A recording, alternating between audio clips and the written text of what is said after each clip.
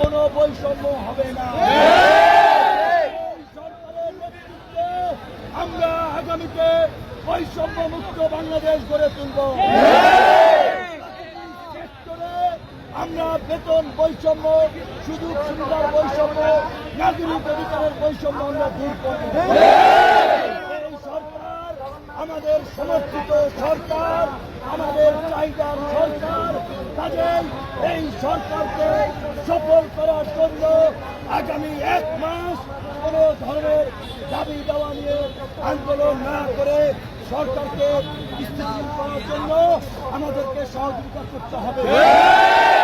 একটা বিষয় আপনারা লক্ষ্য করেছেন, আমাদের প্রবাসী ভাইয়েরা গত 24 দিনে বাংলাদেশে 21,000 কোটি টাকা রেমিটেন্স পাঠিয়েছে। এই যে প্রবাসীরা বৈধ চ্যানেলে রেমিটেন্স পাঠিয়ে দেশের অর্থনীতিকে শক্তিশালী করছে, একইভাবে দেশের মধ্যে থেকে আমাদেরকেও সরকারের স্থিতিশীলতার জন্য সহযোগিতা করতে হবে। এবং পরাজিত আওয়ামী স্বৈরাচার এবং তার দোসররা পদে পদে সরকারকে বিতর্কিত করার চেষ্টা করছে, দেশকে অস্থিতিশীল করার চেষ্টা করছে। কাজেই এই আওয়ামী স্বৈরাচার গণহত্যাকারীদেরকে রুখে দিতে পাড়া মহল্লায় আপনারা গণপ্রতিরক্ষা বাহিনী গড়ে তুলবেন। এই বাহিনী এই পরাজিত ফ্যাসিস্ট শক্তিকে নির্মূল করার জন্য কাজ করবে।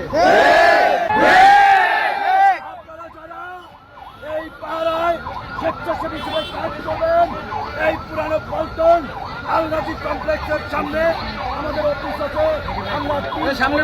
আমরা এই প্রেস ক্লাব, এই শাহবাগ আমরা পাহারা দেব। কেউ যেন এই এলাকা অস্থিতিশীল করতে না পারে, সরকারকে বিপদে ফেলতে না পারে।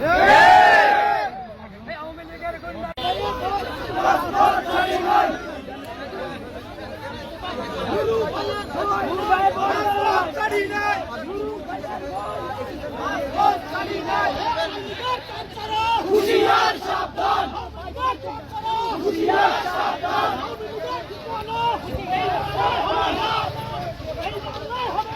আওয়ামীলীগের ঠিকানা, হুঁশিয়ার সাবধান।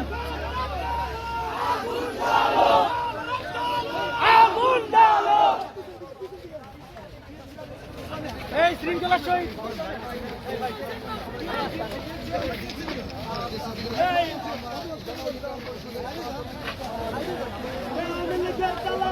হুঁশিয়ার সাবধান, হুঁশিয়ার সাবধান, হুঁশিয়ার সাবধান,